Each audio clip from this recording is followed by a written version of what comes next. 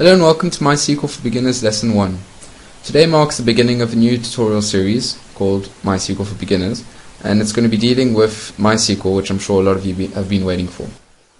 Before we get started with the actual MySQL part of things, we need to know exactly what MySQL is.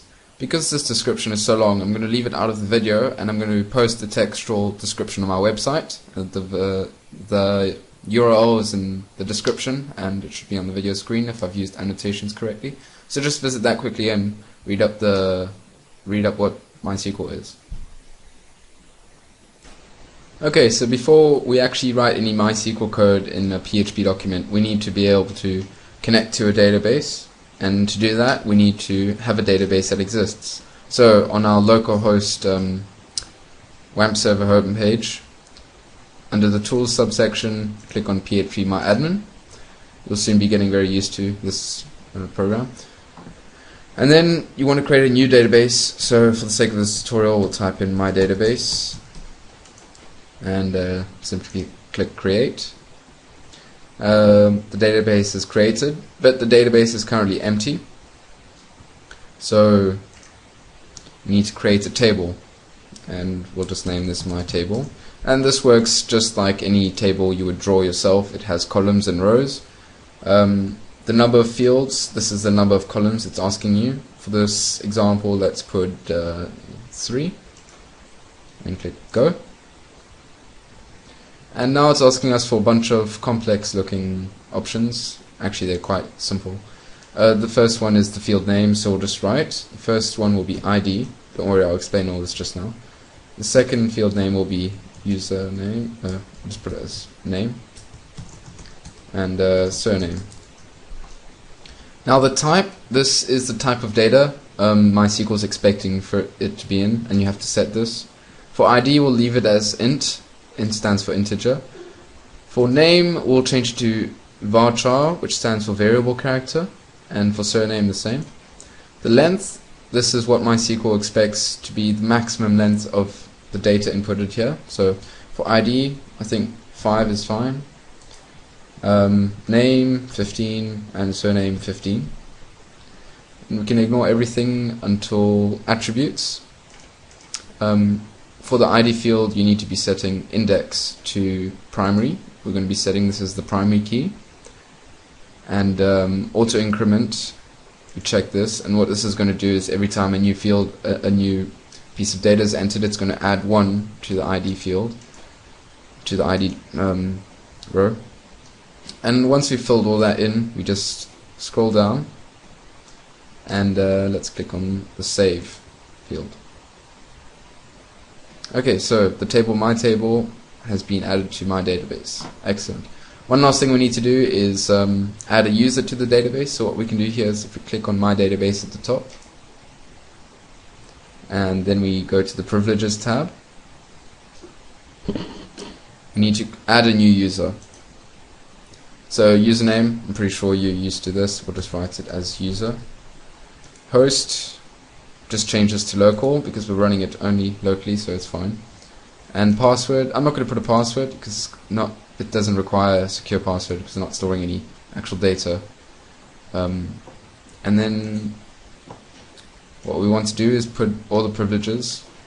We want to grant all the privileges to the database, to the user for this database. We can do this by clicking Select All, Check All. And once we've done that, we can just go down and click Go. We've added a new user. Now, once we've done that, let's go to Notepad++ and see what else we can do. Okay, so over here we have an index.php file open, as I'm sure you're familiar with from all the PHP tutorials. We've got our 2 PHP tags.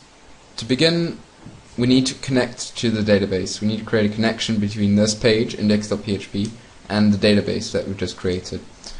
But the way we do this, the first thing we do is create a variable called connect, and we'll set this equal to a piece of code called MySQL_connect.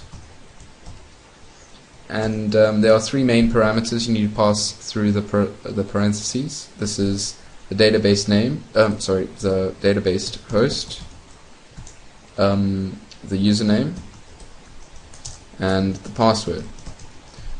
So this isn't actually how you write it, but it's just to show you. I'm going to replace this with what we actually put. So for our database host, we're hosting it as local host.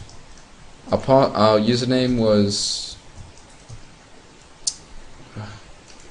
our username was user, and for me I didn't put a password, but we still need to write 2 double quotes to signify no password. So that's just a variable connect. For MySQL Connect, right now it's not doing anything. We need to pass an if statement, like so.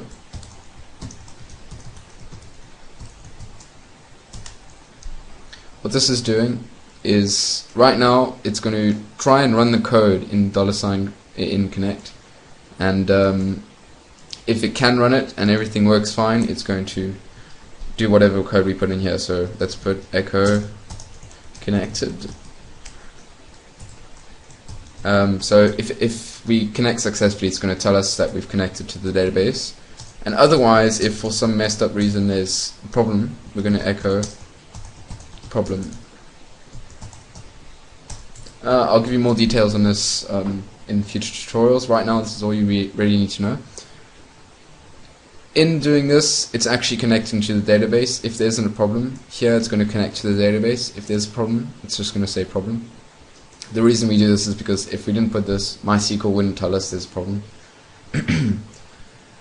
So, let's go see how this looks like in Google Chrome. So, looks like it worked. We've connected to the database successfully, which is good. And again, if all of this database talk is confusing you because, I don't know, it's the first thing you're learning, go back to my post on my website where I've actually explained everything. I did this to make the video shorter and less tedious, so that worked. Alright, so I know today might not have been the most exciting lesson, but every time you start a new language you need to learn the basics of it first before you get to the interesting things. So next lesson, I promise you, we're going to be getting into some more interesting material. Thank you for watching, and please subscribe to my channel.